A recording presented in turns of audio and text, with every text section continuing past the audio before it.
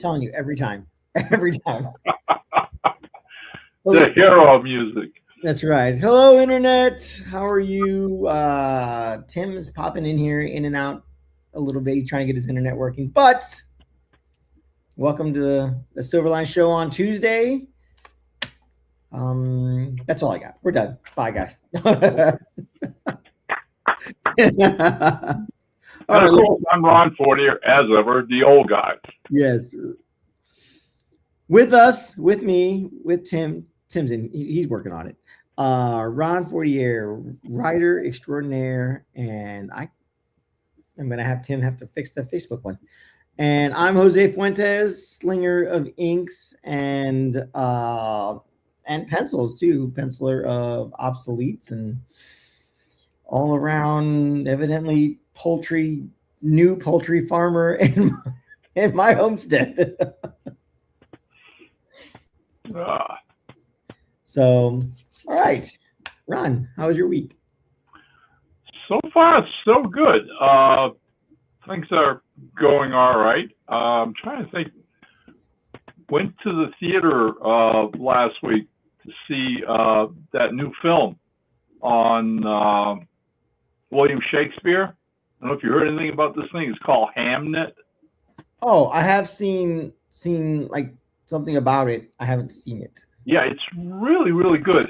It's I read the book a couple of months ago. The book's fantastic. I was unaware of the fact that initially when he married his wife, Anne Hathaway, they lived in Stratford-on-Avon, right? Stuff we learned in high school. Right. And they had 3 kids. They had a daughter named Susanna, and then a couple of years later, they had twins, Judith and Hamnet, boy. And the word Hamnet and Hamlet in the Scottish language mean the same thing. Okay, I think I knew that. All right. The kicker is when the boy was 11, he died. Oh. And the movie is about his love affair with Anne, their marriage, everything, but it centers on the death of his son and what grief did to them afterwards. And 4 years after the death of his son, he writes the play Hamlet. And when it all comes together and you see it in the film, it's what the writer who wrote the book, her name is Maggie O'Farrell. It's like Shakespeare is taking all his grief out of his soul, right? And bringing his son back to life on the stage. So that this young actor comes out and looks like his son would have looked like had he lived to be a young man. Okay. And his wife's in the audience, and when she sees this actor with that name and looking so much like her lost son, all right, it's cathartic, all right? It's like all her grief and everything she kept bottled up just comes out of her, and suddenly she's like, understanding what Shakespeare did, all right, how he basically did that as a gift to both of them, all right, that they lost their son. But in this way of being a writer, he gives him to the world. Okay, so it's a way of processing his grief. Yeah, it's a really, really powerful film. The acting phenomenal. The cast is great, and it's already been nominated for an Oscar for Best Picture. Yeah, I'm sure my wife has not been delivering 87 babies freaking this month.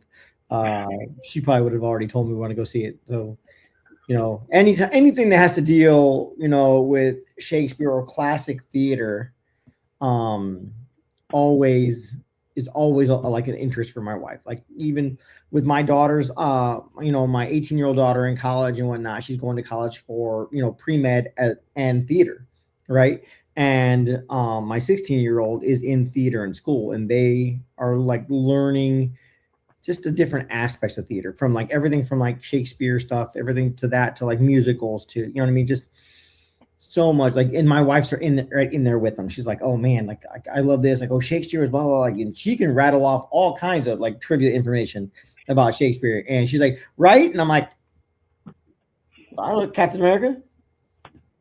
No, I mean, the thing, the appeal to me was, and I've always had this fascination. Hey, Brant. Howdy, boys. Hey, we're talking about Mate. the film on Shakespeare and his wife and the loss of their son when he was 11, Hamnet.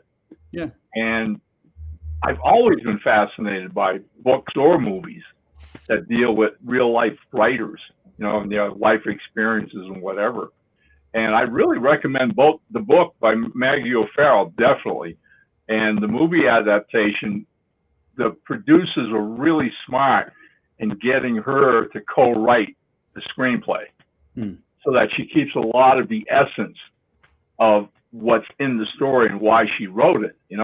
I mean, literally there are parts in the book you read and you say to yourself, well, this would be almost impossible to film. But having her as part of the screenwriting team, it was a case of working with a professional Hollywood, scriptwriter and basically saying, okay, so we can't do this, but we can do this instead and get the same emotions and feelings across that you wanted to convey in the book. And so it works. I recommend the film highly. But like I said, I was fascinated. I particularly love the ending when you see the debut of Hamlet at the Globe. And I can remember in high school being introduced to Shakespeare for the first time ever, right? I think like most of us are in this country, right? And we do a variety of his plays. I think we did Romeo and Juliet. We did Julius Caesar and Macbeth. And I can remember our English teacher telling us about the Globe and how it was set up and how, this is basically theater for the common people. They pay like 2 pennies or whatever to come, and the crowd just stood in front of the stage, and either cheered the actors or booed them or whatever, right? And the depiction of that whole sequence at the end of the movie when they're putting on Hamlet for the first time, it's just amazing what working in the theater in those days. You want to talk about an adventure? That's what that was for real. Mm-hmm. Tim, can you see us? I can. I sent a screenshot in the Facebook. I saw that. I wanted to see how messed up it looked, but yeah, no, I have video now, so we're all good. You were back to IBM computer stuff. I know, yeah. for those of you wondering, when I tried to get it the first time, it looked like the when you like turned analog TV to channel 0, like the right, yeah. Or you don't plug the VGA cord all the way in, yeah. Like back in the day, that's what I thought. Yeah. So, an update, because I'd like to get an update. Dave is doing better, still really sore, still off work, healing slowly. But I think he said he was like basically scheduled to be off work for like the rest of the month and whatnot. So just a little side note, Dave, we hope you're healing up, buddy. And yeah, for sure. Miss you on the stream. Totally. Mm-hmm. So, but yeah, Brent, welcome. Thank you. Yeah. Sorry, I got in on the end of the Hamnet. Right. And that was yeah. Ron was saying he'd gone to see that. The only thing new I saw this weekend is my wife and I watched. Was it The Longest Walk or whatever, the Stephen King one where the boys are walking? That was crazy. Yeah, it's one of my favorites from last year. I expected a little supernaturally something or another, little, little Stephen King stuff, right? But nothing. Like I didn't even see Stephen King in it. Like he wasn't like I usually like watch a Stephen King movie. I'm just when's Stephen King gonna make a cameo, right? But yeah, nothing. I did not realize till towards the end that the major, the guy who's barking orders at him and whatnot, was Mark Hamill. That's wild. I never read the book. I read quite a few Stephen King books, but I like the spooky, like vampire-y, weird stuff. Which, funny enough, I've never read Dark Tower. I literally finished the last Dark Tower book like 2 days ago. Did you really? Yeah. Nice. Yeah, I think probably because by the time I realized Dark Tower existed, it was on like book 3, the Jungle one or whatever, and I'm just like, I don't want to jump in, like. But I mean, I went from reading Stephen King stuff to jumping into Clive Barker. Mm. because more horror, spooky stuff. Yes. But I think my probably was it 5 After Midnight for Stephen King. That's one of my favorite. I think it's a collection of stories. It's the ones I like the He most. does a lot of those. Yeah, the Bachman books. The was it five? Like I said, 5 After Midnight. Those are the ones that I like the best. Yeah. Yes. Yeah, I like The Long Walk a lot. I do a compilation of my top 5 films of the year and the top 5 films that are new to me, and Long Walk was on there. It's the same guy who did The Hunger Games, which I actually thought were. Oh, that actually makes sense. Yeah. So he is a very skilled director. So. That's cool. Yeah, I didn't know that, but that absolutely. That in fact, when we were watching it, one of my daughters kept coming in and out. She's like, "This reminds me of the Hunger Games." I was like, "Is it because of the kids? It reminds you because of the kids?" But evidently, she had a better sense of it than I did. So yeah, it was good. All right. In that regard, it was very similar to Hamnet. The Hunger Games, Hamnet, they're practically the same movie. Right? Like they're so parallel. So. Yeah. Yeah. I guess my plug for the week. I'm already over halfway through the new Dresden Files book, 12 Months. And it is very good. Might be the best in the series, actually. The what? The Dresden Files? Yes. Yeah. I'll be honest, I never read those, but I did watch the show. The show's good, but the books are top notch. And then also started watching Wonder Man and got hooked on it and binged through most of it in a day. I was not expecting it to be. I haven't seen it yet. Yeah, I mean, don't go into expecting a traditional action flick because it's not that. I think that they handle it very well. It is a Hollywood love letter type TV I've show. seen so many people like just trashing that. Like right from the start when they announced who the actor was, like, don't like race swap my character, blah blah blah. I'm like, dude, but that actor's really good. He's so good. He really is. Yeah. I've not seen a movie he hasn't been awesome in. No, he. Wow. Yeah, no, he and I forgot what's his name. Ben Kingsley, who plays the Mandarin, absolutely crushed the series. It's so good. I'm looking forward to that. We just finished watching the Stranger Things. We finally got to the final episode, so yeah. I liked it, and I'm glad it's done. I think that's kind of how I feel about that. So. It's been a long saga. I think it's earned its rest. Well, when you start out with kids on bikes and you end with adult actors trying to be kids, then you're already like, yeah, someone needs to stick a fork in this one. But yeah, they ended it in style, and I thought it was a good ending. And then I started seeing stuff where people are like, oh, that like the whatever brothers, like they've got a secret episode coming out, and I'm like, why? Yeah. That ended the way it probably should. It literally ended like the end of a D&D game. Mm-hmm. Yeah. So why? Don't do nothing else with it. Just leave it. Let it lay.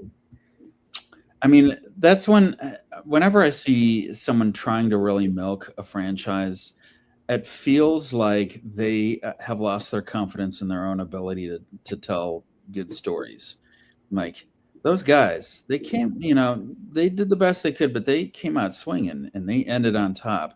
It's time to move on and see what else they do. So, yeah. Okay. Well, Jose, this week it is anatomy, so I guess you're leading us in this foray. Yeah, the three of us are just going to sit back for this episode. No, because it's not just that. Tim clarified and said that he's not just talking about anatomy as in the body in comic books. It's the anatomy of a comic book itself. But let me lead with, I was taught in school that you can learn every muscle in the human body. You can learn every muscle that that moves and stretches in a comic book, in a character, right? All you ever really need to know are the ones that poke out, right? Oh, yeah. So in a comic book, you're drawing the back of the Hulk. You want to see, was it L5 and L7? You want to see those two vertebrae because those are the ones that poke out, right? You want to see the deltoid. You want to see, the trap because when the Hulk bulges up and whatnot, those are the parts they're going to see. Those are going to be the parts that accentuate. You want to see the, rectus femoris. You want to see, by the way, I do know my anatomy. That's cool, man. So I have a great comic book story dealing with anatomy, and I'm going to share it with you guys and our listeners, and then we'll let Jose take it from there again. Just I'm say sure all you know who Dave Cockrum was. Yep. Guy who really created the new X-Men with writer Len Wein. So the story about Dave Cockrum is he gets out of high school and wants to work for the comic industry, wants to be a comic book artist. That's been his goal since, he was a kid. But at the same time, he has raw talent. He knows he's not really, he can't afford art school. And how's he going to improve? How's he going to get better at his craft so that he can walk into Marvel and show them a portfolio that they'll sit up and take notice? Okay. So what he does is he joins the Navy for 4 years. All right. He goes through boot training, wraps up boot training, and then gets his first assignment, a 6-month tour on a ship someplace off in the world. Before leaving dock, he goes to a bookstore and gets a copy, the original thick Gray's Anatomy.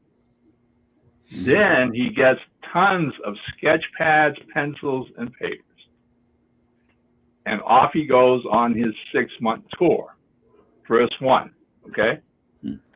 And basically opens up this anatomy book in his off hours when he's not on duty and says, all right, for this entire week, all I'm going to do is draw hands. Yep. And that's what he does. After that week, all I'm going to do is draw arms. Draws arms. Forearms. He does this for 4 years. Yep. Fills so many sketchbooks, it would drive you nuts to see how many sketchbooks he filled drawing. To the point, by the time he musters out of the Navy, he can draw the human body blindfolded. He knows every muscle in that anatomy. Puts together a portfolio of some of the stuff he's done over the years, some sequential samples, goes to Marvel, they hire him instantly. That's the value of knowing the anatomy and a guy who is dedicated to mastering that skill. I was also taught that you learn the anatomy so that you can learn that you don't have to use it sometimes. You don't always have to, it doesn't have to be. And there was a big shift, right? So if you look at Kirby stuff, it wasn't riddled with like perfect anatomy, right? It was not. It wasn't. Arms were extended. He did, basically coin the foreshadowing, or not foreshadowing, foreshortening, right? But there wasn't a focus on anatomy. Even in comics back then, the EC comics weren't a huge focus on anatomy for the most part. Until we got into, stuff like Bernie Wrightson, right? Dude, amazing artist. I mean, if you are watching this stream and you don't know who Bernie Wrightson is, I don't know what I can do for you. I mean that with absolute love. Joe Kubert was because the art that was done back in the day, and you look at it with art, say, let's jump to the 90s, right? Kubert and them did a lot of stuff with brushes. So you would get shoulders, your deltoids and whatnot, and it's sectioned off into 3, maybe even you can draw more. The Hulk has 7, you know what I mean, across his shoulder. But there wasn't definitive lines. It was the feathering that gave the the indication that was the case, that there was sinew and curves to particular muscles, right? And then you jump up to 90s and stuff, and you said the Hulk 7 deltoids, yeah. See, tell me I'm wrong. But like, what was it? I think it was the '90s was a huge push for just like absolute like WWE or was it heavyweight like weightlifter, Yeah. body forms, right? So then you got all the creases into from your clavicle, you know what I mean, through your neck to your traps to you know what I mean, all the way around. Like there was just so much rendering in there. I'll be honest, for me, it was overwhelming. Mhm. You know what I mean? Wasn't that the era of like the 12 pack also? That Right, was yes. the era of Rob Liefeld Right. drawing Captain America's packs. Thought- Yeah. Eyes that were like Oh, bigger than the torso. Yeah. Yeah, absolutely. And so like going through that myself, as a young artist, absolutely no confidence in myself, not even a little bit. Like you going through comics and seeing that, just like, I'm never going to draw this. Like this is just not going to happen for me, right? And going to school, when I did for art school, we had to, from year 1 to the end of year 3, we literally went through the entire body. Year 1 was like pretty much skeleton. And it's funny because the first thing I ever had to draw was I had to draw the pelvis. And when it came to the skeleton, I already knew most of the stuff before going to art school about it, right? Like some of the kids are like, what's this again? What's this again? I'm like, that's phalange, that's metatarsal, that's a metacarpal. You know what I mean? That's your femur, that's your radial, that's your, you know what I mean? I knew all that only because my mom went through nursing school when I was in high school. You know what I mean? And my wife was going through nursing school when we first got married. You know what I mean? So she's going through nursing school, then midwifery school, all this stuff she had to go through. I'm the one that she was going through with, right? So I already knew some of the, names and some of the bones and whatnot. When it started getting to muscles, it got a little tricky for me. But anyway, so we had to draw the pelvis, and I was so proud of myself. I wanted this to be so perfect because it's my first anatomy part aspect drawing in class. I ruled that whole thing out. Like, here's the picture in the book. Draw that on a separate sheet of paper. Well, I measured everything, and I had it perfect. And they're like, "Why did you do it like that?" I was like, "Because you said draw what was in the book. I wanted to make sure it was right." Like, no, we wanted you to do it by hand. Like, oh, so I redid the whole thing. Wow. But it taught you, like I said, there are different aspects. Like was it one of the radial bone in your arm, your forearm and whatnot? It's not round, like, you know what I mean? It's actually like triangular shape, and it kind of curves. So like when you move, it moves with you. Like knowing where the bones lie, knowing where how they move in the body. You know what I mean? That means everything when you're drawing. Like when you're working on comic, when you're working on superheroes. You know what I mean? You don't want to like draw the arm twisted in one way, and you can see the way this bone comes across. You don't want to draw it flat. It just, a person might not know anatomy, but they're gonna see that and be like, that looks weird. You know what I mean? That looks off, because we are used to seeing what we see when we move. That if you see it done wrong on a comic book, then it doesn't come out right. You know what I mean? But like like I said, we're also taught to learn when you can fudge that up a little bit. You know what I mean? When you could tweak that up. You know what I mean? Between simplifying a piece of art to just going to like a cartoon style, right?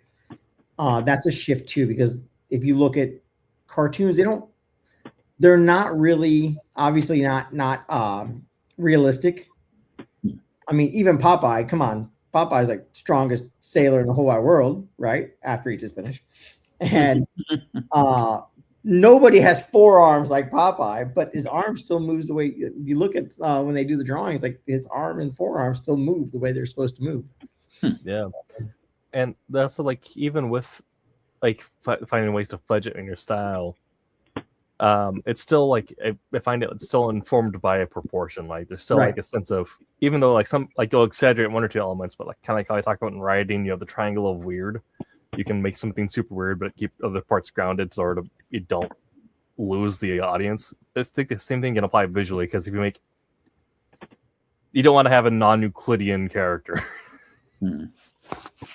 Well, I think comic readers early on, and then this goes back all the way to the golden age, which wasn't all that exaggerated. But as we're talking, I think as we got into the early comics, the 40s and 50s, there wasn't much emphasis on it being exceptional artwork.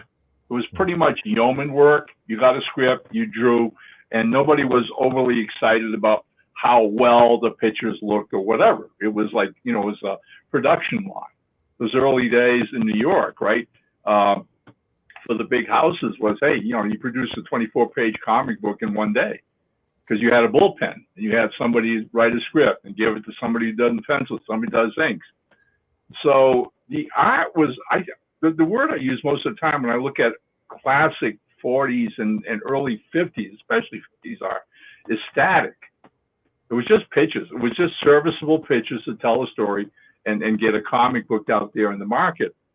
But as you guys are talking, some of the names that you're kicking around, by the time we get to the 60s and Marvel timely becomes Marvel, then you get this, I think, divide amongst up and coming comic artists. You've got old pros like Kirby who are willing to sacrifice authentic anatomy for movement.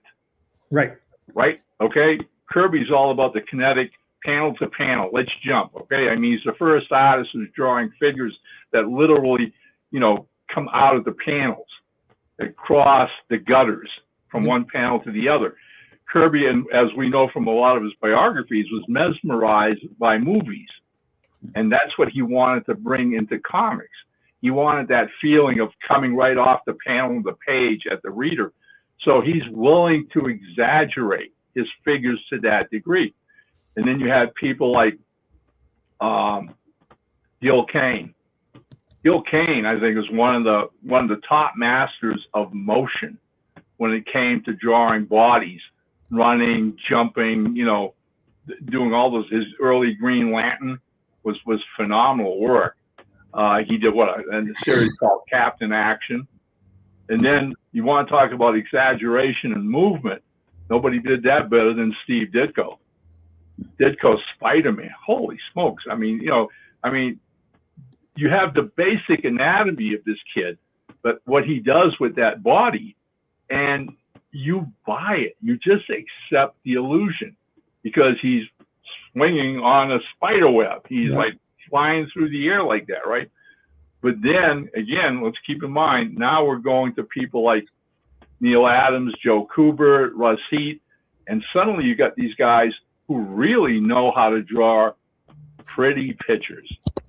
And the art starts to look more realistic, more human-like, and that starts a whole different camp, leading all the way up to the 70s and early 80s to what you guys are talking about, where suddenly the exaggeration just goes through the corral, the gates come off, and you get Todd McFarlane and that entire school of everything goes, anything goes.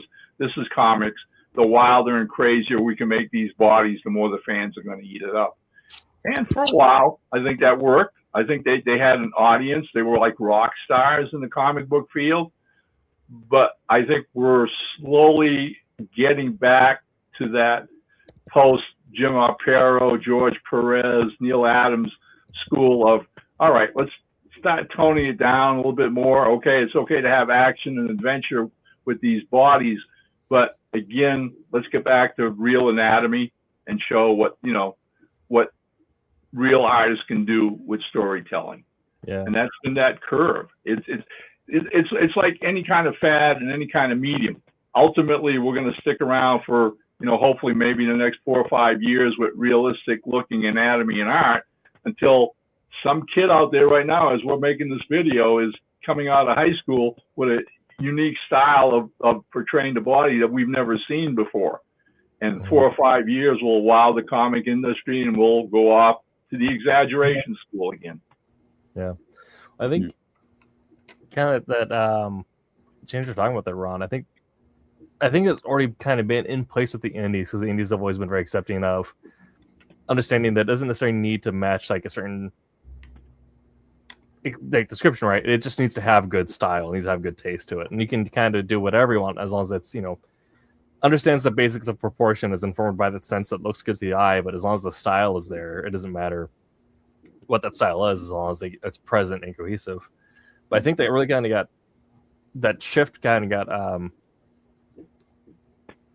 foreshadowed, prophesied. Perhaps prophesied because the Kingdom Come hit a lot of things that ended up actually reflecting the comics industry. But when '96 you get Kingdom Come, if Alex Ross doing the art there, and you have a Superman that doesn't look like he has an 86 pack and like multiple traps. It's just he looks like a buff dude in a suit, and you can see like his chin the way it rounds when he looks down and stuff. And Alex Ross is a one in a generation talent when it comes to like the fact that he makes panels look like oil paintings, but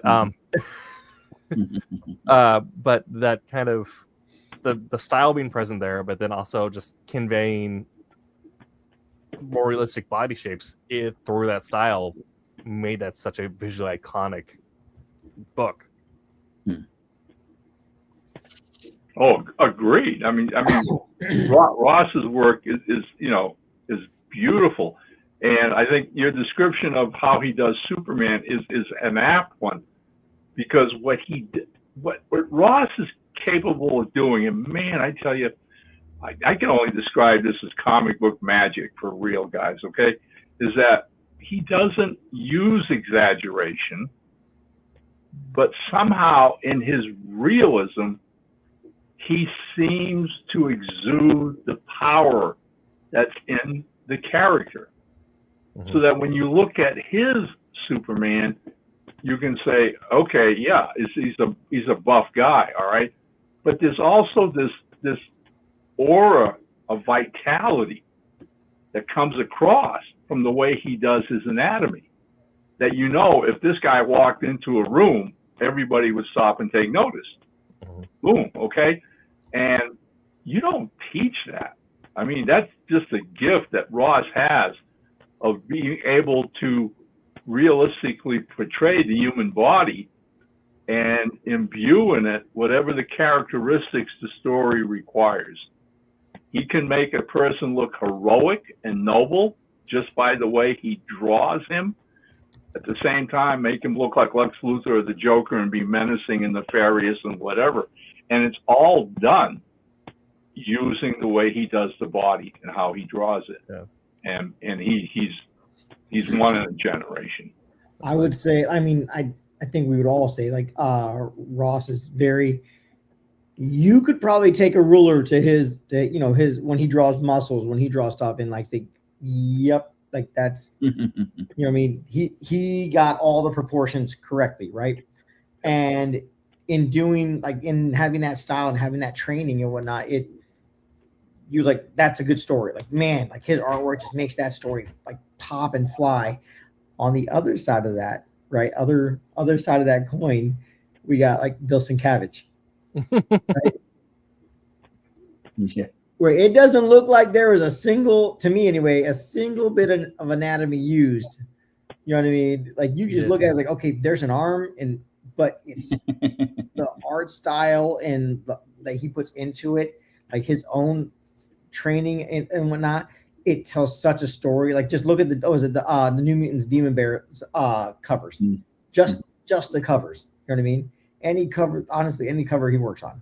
Like I'm a huge fan of his work.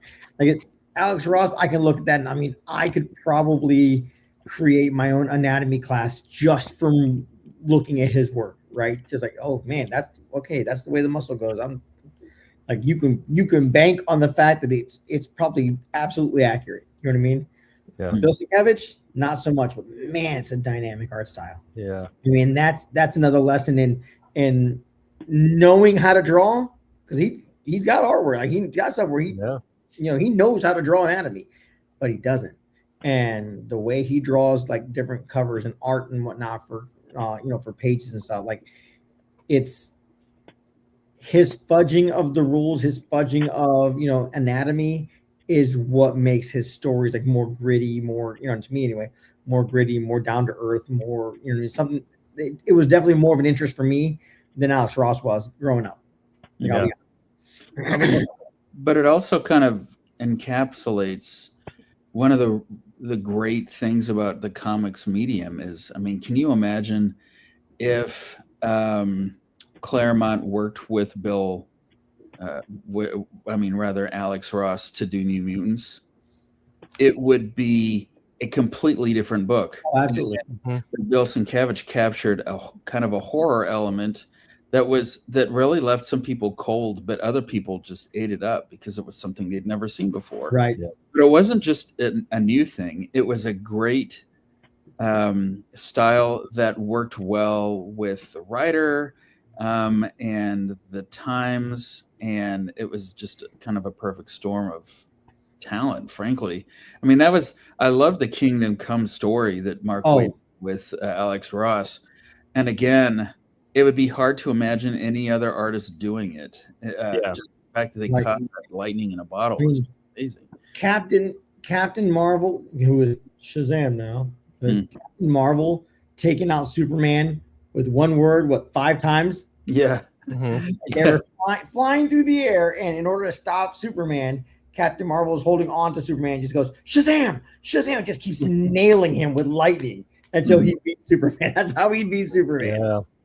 And that just reading, what was it, like 2 pages of that? And at the end of on the 3rd page, it's Captain Marvel holding Superman and whatnot. Like that, man, that was such an amazing story. I mean, okay, so now I'm going to bring something up that I'm curious if any of you know this one comic exists. All right. After Kingdom Come, all right, about, I don't know, a couple of years after Kingdom Come, I'm reading some industry magazine about projects coming from Marvel and DC, right? Like the comic shop news or whatever. You get your local comic shop every week. And I read this thing in this little box setting that says, after this, multiverse thing with the DC universe and all the different Supermans and Batmans and whatever, all right? Alex Ross asked the editors at DC to draw one issue of Action Comics. Now, stop and understand what I'm saying.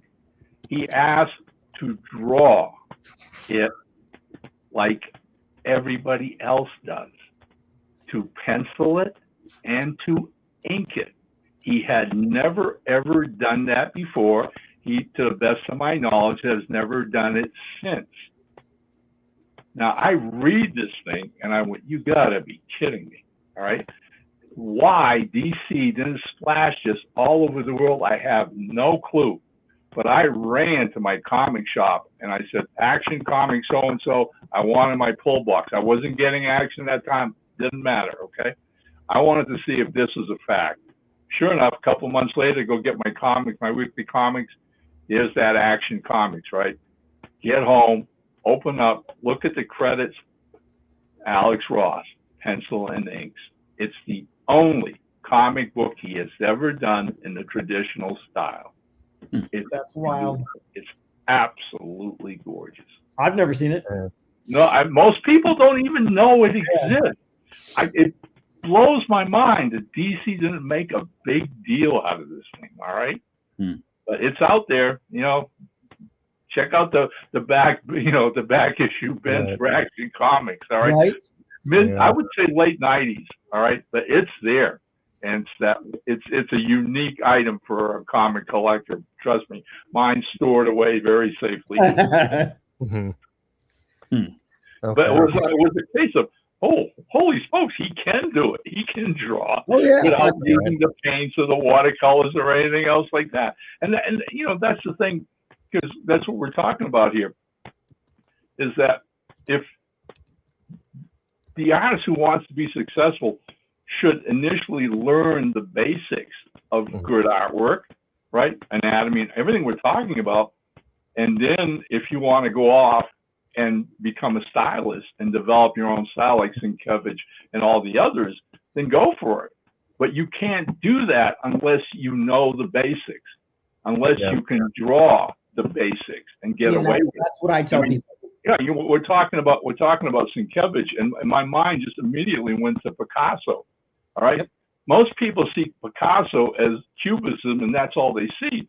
But they've never ever seen his early work before he even ventured into Cubism and anything else. He knew how to draw and paint so traditional you wouldn't know it's a Picasso. You Same with Dali. Realistic, landscapes and people and everything else. He knew his craft.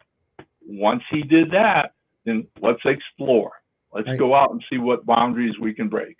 So Salvador Dali did the same thing. Salvador Dali, who drew, surrealism, just surrealistic art. Right.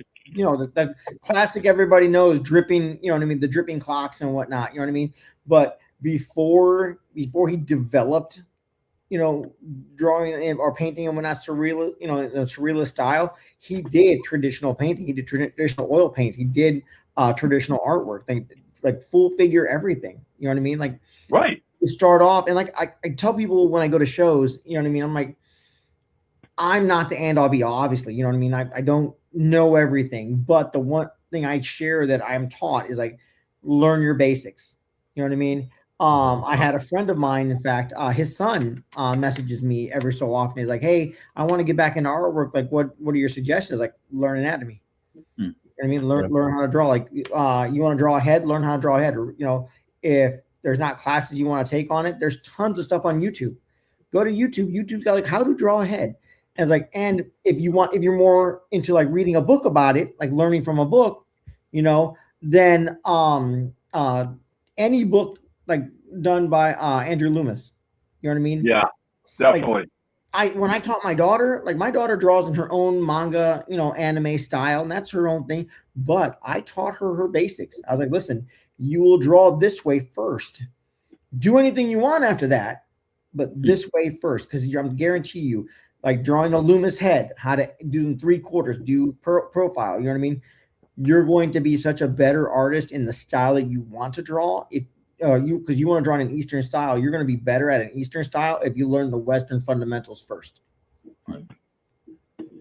Like, and that goes for anybody who wants to get into comics. And I feel that anybody who wants to get into any kind of semi-realism, anything, you know what I mean? You want to learn to draw people, you want to learn to draw caricatures. I feel you need, the fundamentals. You need the basics. But we had to go through, like I said, first year was all skeletons. Second and third year were like muscles. We took freaking forever doing the muscles of the face, which I didn't realize how many muscles were in your face, just crisscrossing across for your jaw to even go up and down and smile. You know what I mean? There's so much, the muscles in your occipital lobes and whatnot, right? So much. And but you don't ever have to draw them, right? But those are the muscles that like show you like, I can raise an eyebrow. You know what I mean? Like what muscle and what's going to move up for that. You could just draw it, but knowing how the eye moves because of that, you know what I mean? It's like the little things. And then from there, fudge it up. From there, loosen it up if you want. Yeah. It's just gonna heighten and enhance how you do your artwork if you learn the fundamentals. And that's like I said, I tell everybody at a show, anytime they go, what's the first thing that you would tell me like getting into artwork? Learn your fundamentals. If you learn to play a guitar, you're going to learn to play the practice chords first. You're going to learn to play the drums. You're going to learn to play your wow, I just drew a blank. You're going to learn to play your rudiments first. You know what I mean? You're going to learn 1 and 2 and 3 and 4. 1 and 2 and 2 and you're going to learn all that first before you get behind a drum kit or before you get playing anything. And my son, like I said, my son plays 7 different instruments, and he started off with drums. And his drum teacher, when he was little, like he's like, before he even heard him, he's like, I don't take anybody that young. My son was 4. You know what I mean? And we're like, well, you just listen to him and then let us know where to direct him so that when he gets old enough, he can come learn, right? And he just that Joey cut loose, and Joey's like, he's like, yeah, I'll take him, right? But he taught Joey rudiments to learn how to do it. Joey's best friend Haley, you know what I mean?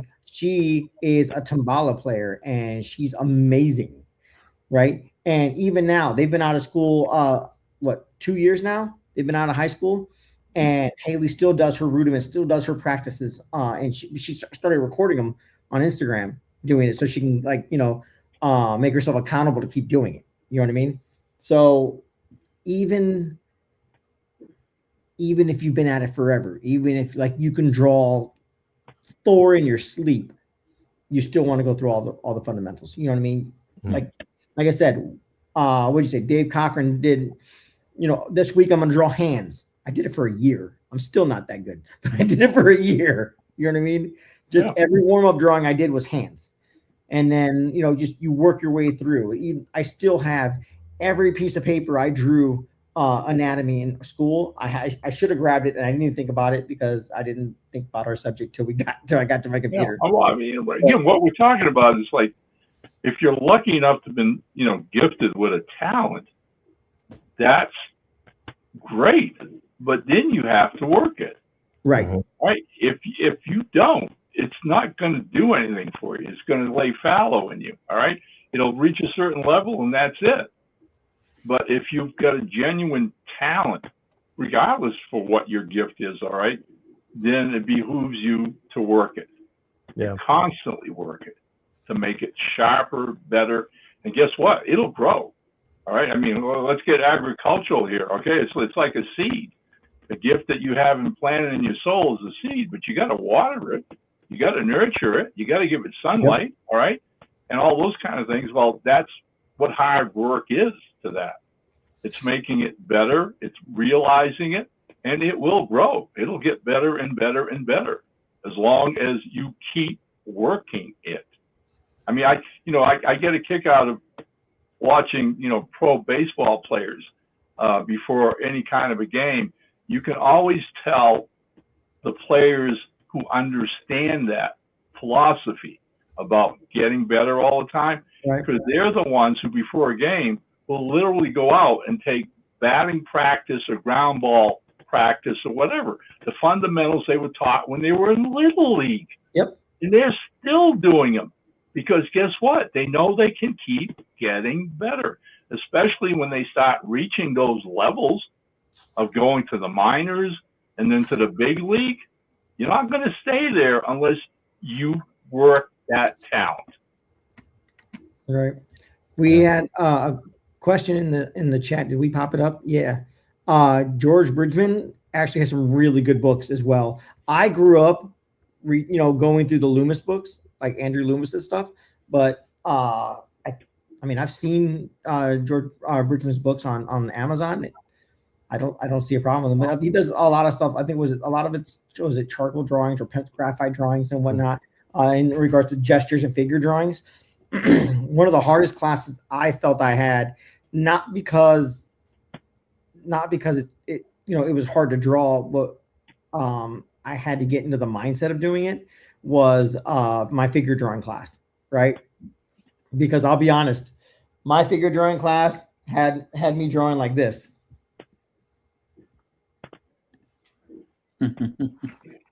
Because I come from a conservative family, and the fact that the girl that we had, the model, just dropped her robe, and I was like, I didn't want her to make eye contact. My first year, I did not want to make eye contact with anybody. I did not want them thinking I was creeping. I just felt so uncomfortable.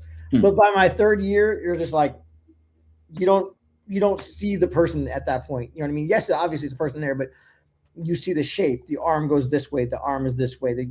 I still, when I do pencils for pages and whatnot, I still do like the lines. You know what I mean? You do like cylindrical lines across. You know what I mean? To show, for me, to remind myself where that arm is turned, because it's either back like this, in which case you're going under, or it's forward up like this where you're going over, but it's showing the depth in the direction that you want it to go.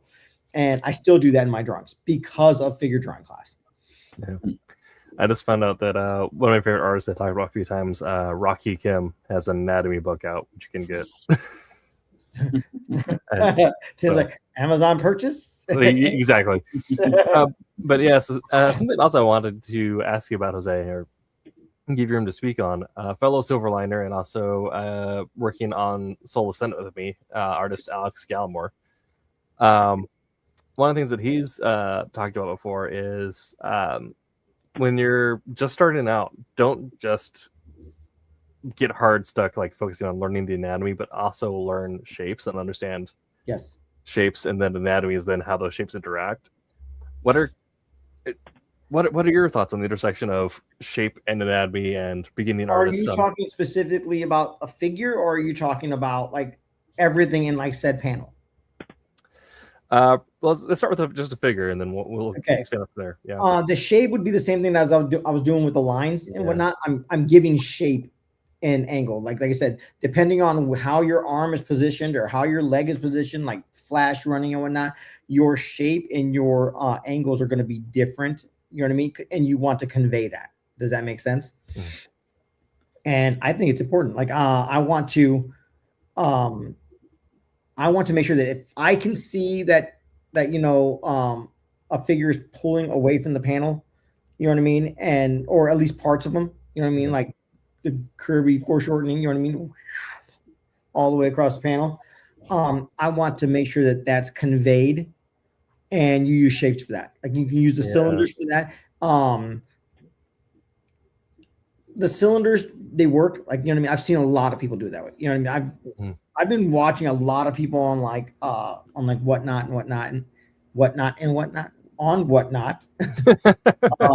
And it's interesting to watch some of the artists on there because they'll do that. Like when they do like some of the sketch covers or even just like the drawing that they do, you know what I mean? You'll see them do the cylinders, you'll see them do the shapes, you know what I mean, for what they want to draw.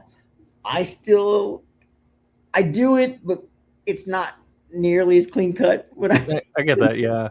I was watching Babs Tar do something like that where she was just teaching like some newbies how to draw characters for like a D&D campaign. And she was talking about like how arms work. She's like, well, it's an arm, so it's going to be two cylinders and a sphere in the middle. Yep. But you know this is a bicep, so this one is going to be a little bit bigger. Talk about that intersection between the two. But like I said, that's where the fundamentals come in. You know what I mean? Yeah. This one's going to have a little bit of a bow in the back because that's going to be, you know what I mean, your muscle back. You know what I mean? That's going to be, a bicep if you're going to make it big or whatever. You know what I mean? Your cylinder for your forearm is going to be angled. Yours going to be tapered. You know what I mean? Because your wrist is smaller than the meat of your forearm. Mine's a little more goofy because it's all cut up. Sure. But yeah, cylinders are really good basics. You know what I mean? To lay out where you're going to do it. If you're doing your roughs, like I do my roughs digitally for the pencils I do. And so there's a whole lot of cylinders. Mine are more like ovals, but because I'm in a hurry, you know what I mean? But I'll draw the stick figure in the pose I want, and then cylinders to show the depth and to show the direction. Yeah. And then in regards to the panel or panels that you're working on, the hardest thing that I learned, which is probably going to make me not be nearly as cool, is perspective, right? Yeah. I don't know why it just didn't click with me, and I'm just like tweaking out. Like I don't understand. This is not working. Like what? But then I had several teachers like help me. My teacher Fernando, like he was amazing in helping. You know what I mean? Mike Chen, he's very like, this is the way you do it, and this is why. Like he's not a gentle teacher, but you want to soak in everything he's telling you. You know what I mean? And then honestly, the best help I got was Afua Richardson. And I tell people she's been my mentor since 20 years. You know what I mean? I go to her when I have any questions about anything, before I went to art school.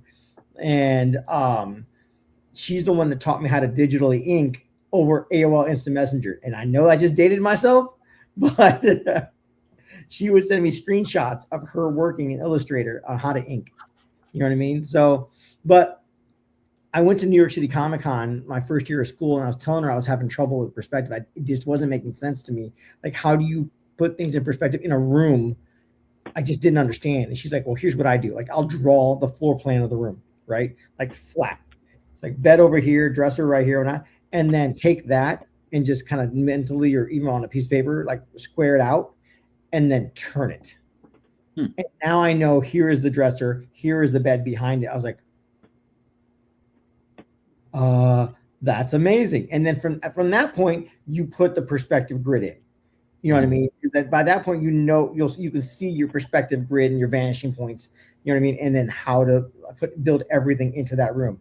And that worked wonders. And I don't know why she took like 40 minutes of her day at a show when she could have been peddling wares to help me out. And like, I forever thankful because of that, because I still use that technique, you know what I mean, on my own when I'm still doing stuff.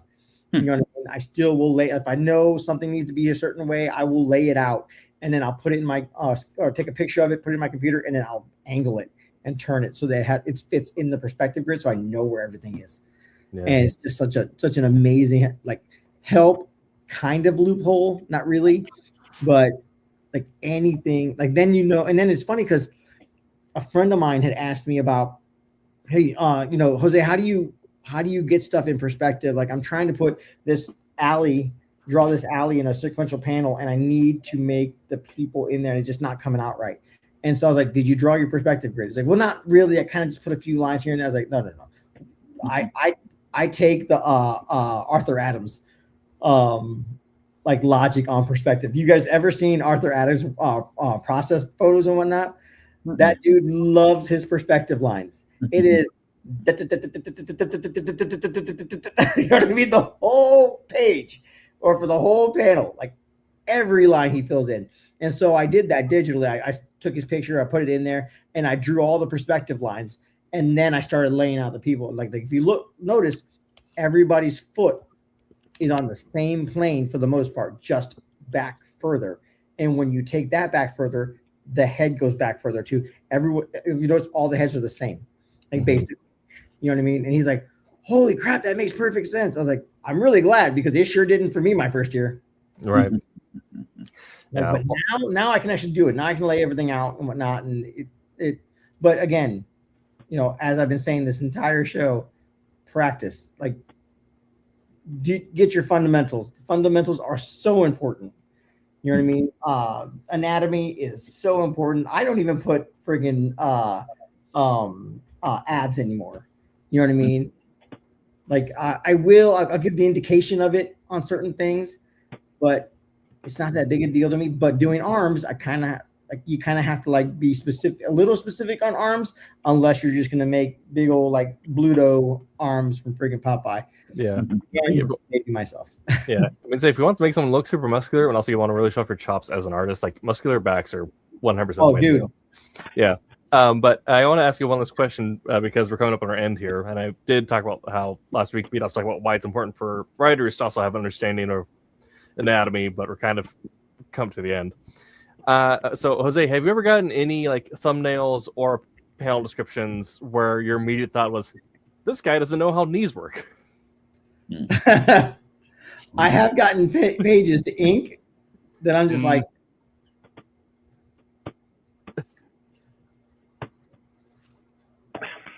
I don't what? And I mean, I'm not gonna mention anybody's name because I've inked several books, not just Silverline books, for other people as well. And yeah, like I had to sit there and question it, and then I had to hit my editor up. Listen, this is wonky. Can I just fix this? And then I've also did it where I didn't ask permission from the person I was inking, and his proportions were so, I knew what he was going for. He was going for some big old busty women and whatnot. But it just, things were not proportionally correct, right? Even with some exaggeration, there are some things that just don't work, right? So I fixed it. It gave the exact same story, like the story in the picture he was trying to tell, that big old busty women hanging off this dude, and he got so mad at me for fixing his anatomy, and I'm like, but dude, like there's no way, like anatomically, this person would not live, even with exaggeration. you would have to like, I'm sorry, we're gonna put you down. It just wouldn't happen. He did not. He stood on that rock and was like, no, I'm not. We're not submitting this. I'm like, okay. Like I put the work in, you put the work in. You don't want to submit. Like I'm trying to make us better, enhance our work together. But not everyone's gonna agree with you. Not especially if you're inking somebody else's work.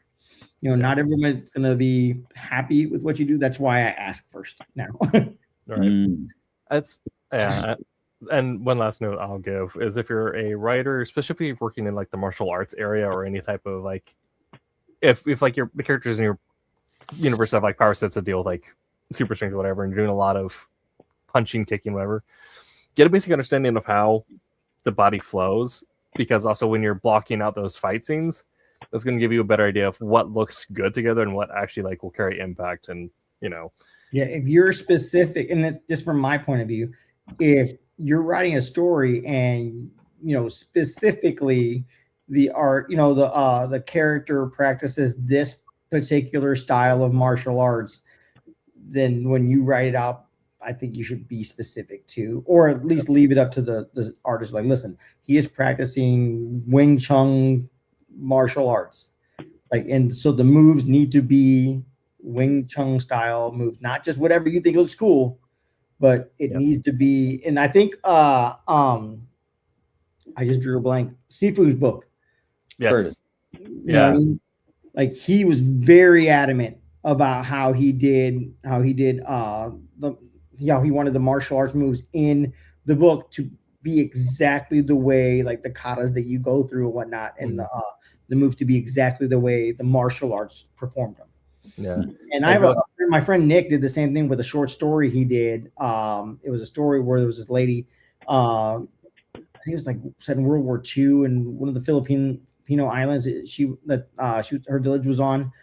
Some invaders came in and was attacking her or whatever, and she went to go kind of defend her village, and the specific martial arts style was a Filipino martial arts. You know what I mean? In that regards, using different things like eskrima sticks and stuff like that, right? And he was very adamant when he wrote that. He was very adamant on how that went. Like I got to talk to the artist about it. He was like, "Yeah, dude, I pulled up so much stuff on that, like just to make sure." Like he was very specific. This is what he wanted, and these are the moves that So I was very specific about how I did it. Sent him the pictures, and then I added them in. And I know it's a lot, but when you're doing small press, you kind of take as much time as you want, unless you're trying to be Marvel or DC. But he's like, the writer wanted it specific. I'm going to do it as specific as I can for him. And then also, as an working example, Baki the Grappler. It's a manga, but mangas are comics. But it is a story written to show off anatomy. Like it's about grappling and jujitsu, and there's not a lazy hold. Like every panel is visually compelling to show off as many muscles activating or doing things as possible. And so it's a very insane looking book, because just like you will get you're going to see so much like rhombus and deltoid and going on, but it is, if you want to see a book that's written around anatomy, that's a good book for that. Like, I cannot name all the muscles in the back, but I know them. Okay. By the way, people, rhombus is a muscle in your back, just so you know. Yeah, we're running at the end of time here. So do we have any closing thoughts on anatomy? I'm in favor of it. I too am a fan. I'm also a fan of fudging it up if it fits the story. Yes. I mean, when in doubt, style wins as long as it's cohesive and right. Yeah. Amen. Good storytelling. Yes, absolutely. Okay. Let me get our schedule for next week pulled up. And we are going to be talking about comics and stuff. Writing comics versus writing novels. Yes, yeah, writing comics versus writing novels or film. So we'll be talking about the differences in the mediums. If you are getting fresh into the creative industry or are testing out a little bit of everything, what might make you gravitate towards one medium or the other, but also lessons you can learn from each medium and carry forward to the other ones you choose to work in. because there's a lot of good things you can learn from novels or film to take into comics and vice versa. See the career of Neil Gaiman for reference. But make sure to check out Wednesday Wham and Silver Sunday, their respective showtimes. We'll be back next week, but until then, Make mine. Silverline. Hey, this is Paul Pelletier. Make mine Silverline. Is that okay, Roland?